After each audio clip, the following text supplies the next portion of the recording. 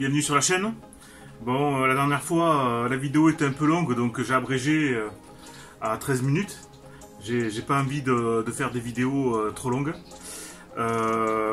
Donc du coup, j'en ferai peut-être plus souvent, mais plus courtes. Donc aujourd'hui, on va passer à la réfection des soufflets de trompette.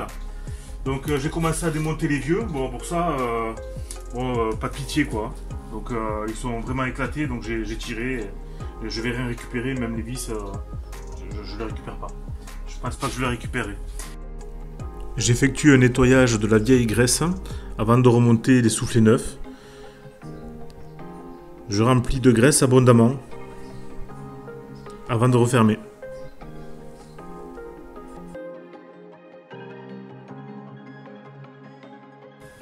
Donc je m'attaquais à la butée d'embrayage. Alors c'est un système de clips.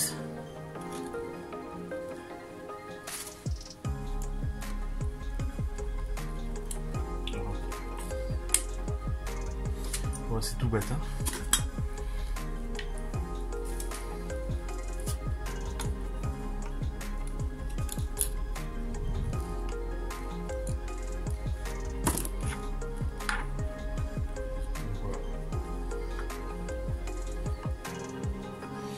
Donc là, butée d'embrayage, elle était encore bonne, mais c'est pas perdu. Elle va servir pour une autre VV. Peut-être pour le buggy tubulaire. Donc ça sera une autre vidéo. Alors avant de démonter toute pièce, je vous conseille de regarder la pièce que vous avez reçue, savoir si elle correspond au modèle que vous avez besoin. Alors l'erreur est humaine, hein. Ça peut être une erreur de votre part comme de votre fournisseur. Ça sert à rien de s'énerver. Et je pense que la plupart des cas, voilà, on n'est pas des mécanos, donc on peut faire des erreurs. Je vais retirer le joint SPI. Pour cela, j'utilise un tournevis et un marteau pour faire un levier.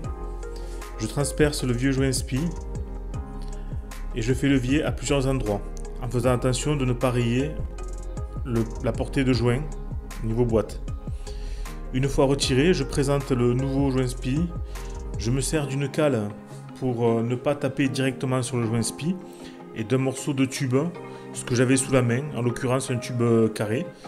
Ça n'a pas d'importance puisqu'il y a une cale, une entretoise pour éviter d'abîmer le nouveau joint SPI. Je vérifie qu'il soit enfoncé jusqu'à la butée et je peux remonter la butée d'embrayage en n'oubliant pas de bien mettre les clips de leur emplacement.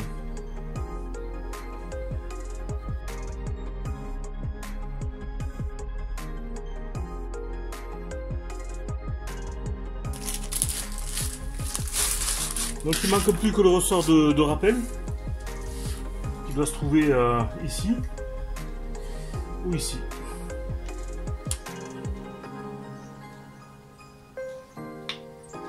Donc quand on embraye, ça vient pousser et ça revient après. Donc il doit y avoir une butée derrière.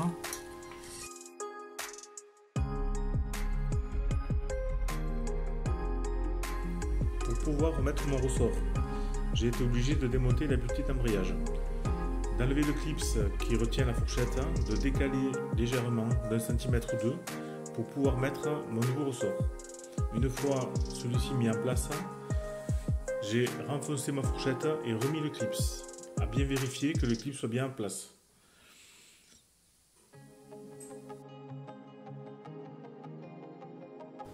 Donc pour aujourd'hui, je vais m'arrêter là. J'ai monté les deux soufflets de trompette. J'ai monté le cylindre bloc du nez de boîte. Le ressort de rappel de l'embrayage.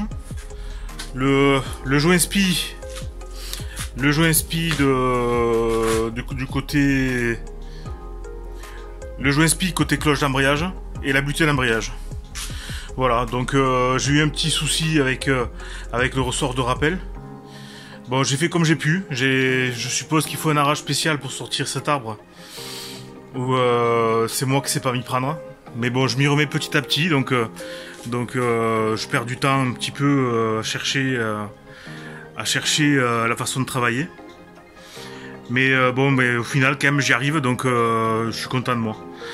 Donc là, j'ai tout contrôlé ce que j'ai fait, donc tout a l'air d'être ok. Donc j'espère pas avoir de surprise une fois tout remonté. Mais pour moi, tout est ok. Voilà, niveau de boîte, mettre 2 litres d'huile dans la boîte. En espérant que ça fuit pas. Et puis ça sera bon. Voilà, c'est tout pour aujourd'hui. À bientôt. Donc c'est la dernière fois qu'on la voit avec ces roues de quad. Hein. Bon débarras. Surtout que avec le temps elles se sont dégonflées et elles valent plus grand chose. Hein. Alors le principe j'aime bien parce que ça a permis de pouvoir faire la boîte tranquille pendant que je pouvais la déplacer et faire des travaux. Enfin elle a récupéré ses roues au bout de 6 ans d'attente. Donc la boîte est bien à sa place.